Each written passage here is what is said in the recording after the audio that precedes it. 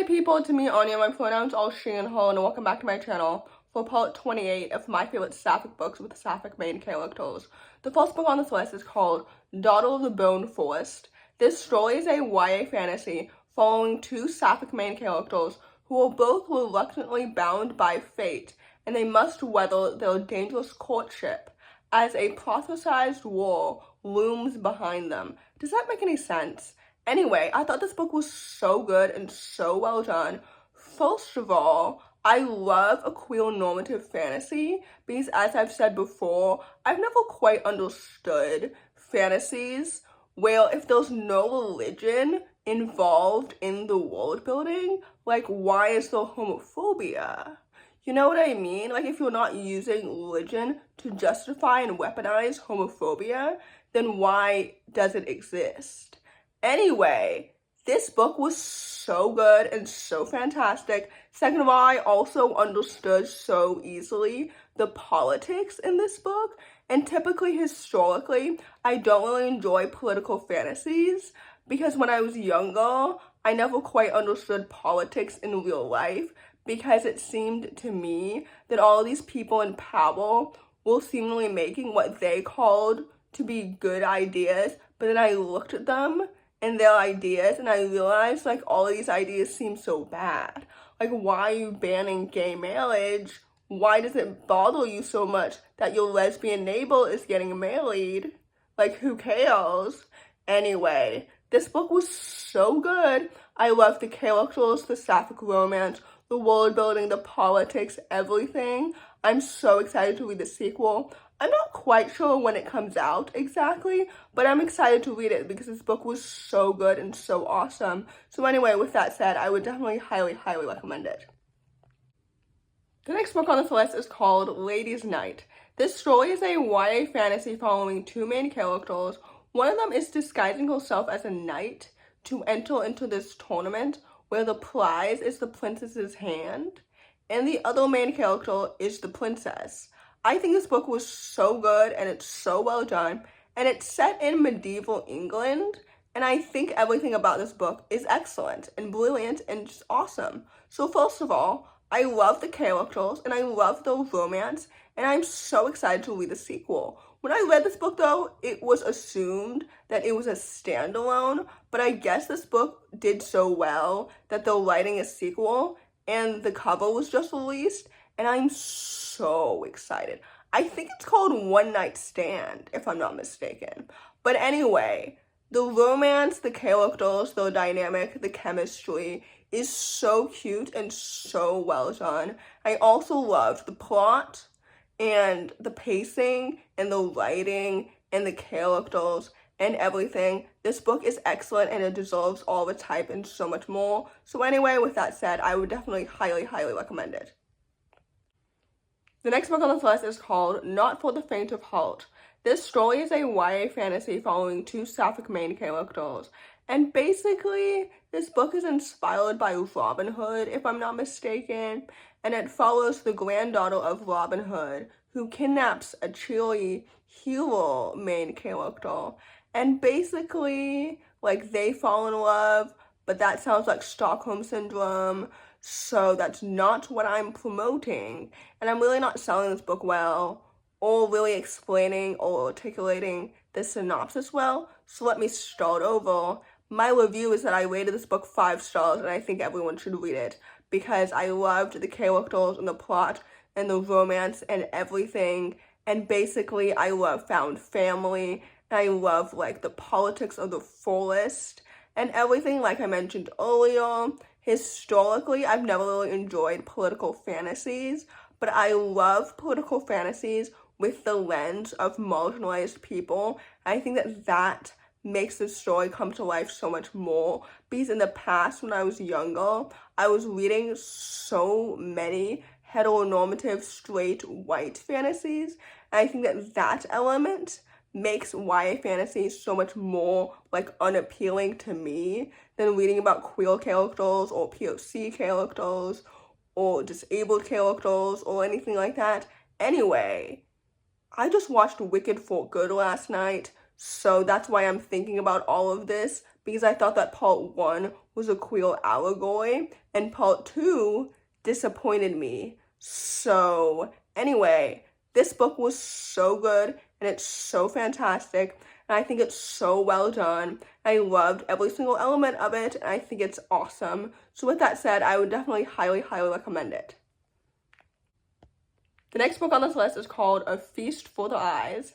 This story is a YA queer supernatural horror contemporary thriller, and it follows 4 queer main characters who are all on the hunt for a cryptid that feeds on secrets. Does that make any sense? And technically this book does have 4 character perspectives, but I will say that the majority of the story is set through the eyes of 2 Sapphic main characters, and I love them dearly, and I also love all of the other ones too.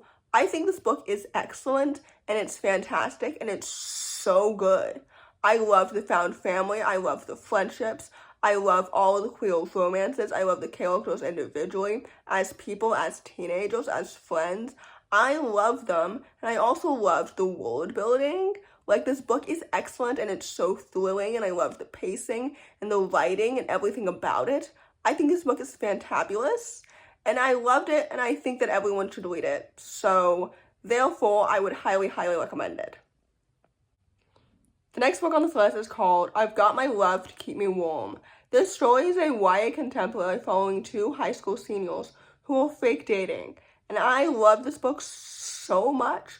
But first of all, let's talk about how this book is the only one on this list featuring characters of color, because of course white supremacy is rooted in all these popular YA Sapphic books, and I really need to start diversifying my bookshelf even more. And I say that figuratively because I don't actually collect or buy or own really a lot of books, and I borrow books more from the library than I buy them. I don't think I've bought a book, like, actually since, like, 2017. Anyway, all that to say, this book was so good, and it's so well done. But second of all, intersectionality is so incredibly important when you're seeking out queer books, because queer authors of color deserve recognition just as much as their white queer counterparts. But anyway, I thought this book was excellent, and it's brilliant, and it's so well done. The chemistry between the 2 main characters is so cute and so adorable. The romance is fantastic. The 2 characters individually are so individually well developed. I love the pacing and the chemistry and the plot and the family dynamics and everything. This book is fantastic, and it's brilliant, and it's excellent. So anyway, with that said, I would definitely highly recommend it. The next book on this list is called No Charm Done. This story is a YA urban fantasy following 2 Sapphic main characters who both cast hexes on each other to win the affection of a new boy, only to have their magical competition backfire and result in a curse that threatens the whole town. But also, more importantly, they both realize that they don't actually like the new boy, but they like each other instead. So this book features a rivals to lovers Sapphic romance. If that makes any sense, I thought this book was so good and so fantastic. I love the world building, the Sapphic romance, the characters individually, the magic. Like, everything about this book is so well paced and so well developed. I loved every single element of it. I think this book is so underrated, and it's so good, and it speaks specifically to readers who were very disappointed by everything she does as magic. I think this book deserves all the hype, but especially all the hype that everything she does as magic is currently receiving. I dislike that book so much. I think it's so disappointing. But anyway, this book particularly was excellent and well done. So with that said, I would definitely highly recommend it. The penultimate book on this list is called Run Away With Me. This story is a YA contemporary thriller following 2 Sapphic main characters after they're both on the run after one of them suspects that she's a suspect in her abusive stepfather's death. Does that make any sense? Sometimes I feel like I really don't articulate these book synopses in the most eloquent way, but that's all I have. So I thought this book was so good and so well done. I just really enjoyed the fast-paced plot, whether or not the police would catch up with them since they are minors, how the Sapphic romance would really develop, and whether or not I would feel annoyed by the forced proximity trope, since I've said before that that's technically one of my least favorite romantic tropes.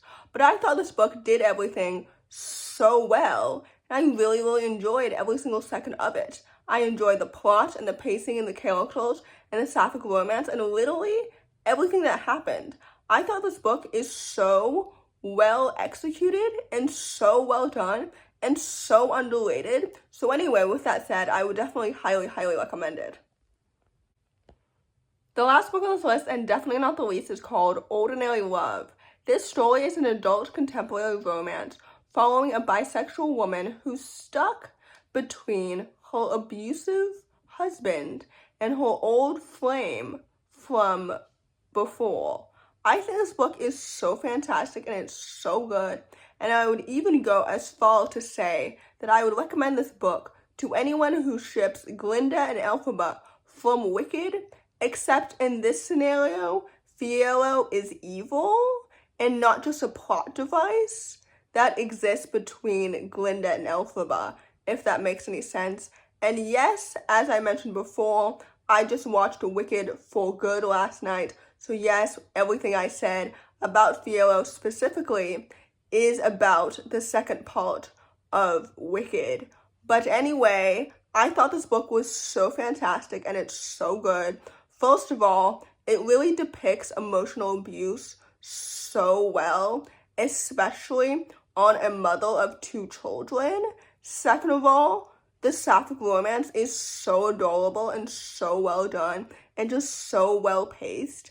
I would also recommend this book for fans of Evelyn Hugo or for readers who didn't really like Evelyn Hugo, because the Sapphic romance is so poetic and so well done. I also love the plot and the pacing and the writing and the characters and everything. I think this book is fantastic and it deserves so much more hype. So with that said, I would definitely highly recommend it. So in conclusion, this video was birthed by my disappointment of watching Wicked for good last night, despite the fact that I cried multiple times during watching that movie. I still rated it technically 4.5 stars on Letterboxd, and the first part is definitely better just in terms of the soundtrack specifically, but also like the pacing and the plot and everything. Anyway, I don't know if anyone watching this video has seen Wicked for Good in theaters by now, but I'm assuming so, since I'm assuming that I have a big Sapphic audience. Anyway, all that to say, I'm an ally to the queer community, but I know that I'm never defeating the queer allegations, which I don't mind and I don't take offense to, obviously, because I will always support the queer community all the time. So anyway, in conclusion, if you're enjoying this video, if you've enjoyed it, please don't hesitate to like, comment, and subscribe. Comment down below the green heart emoji, because I love Elphaba so much. And yes, defying gravity, in my opinion, is a queer allegory. But anyway, thank you so much for watching, and I will see you next time. Bye!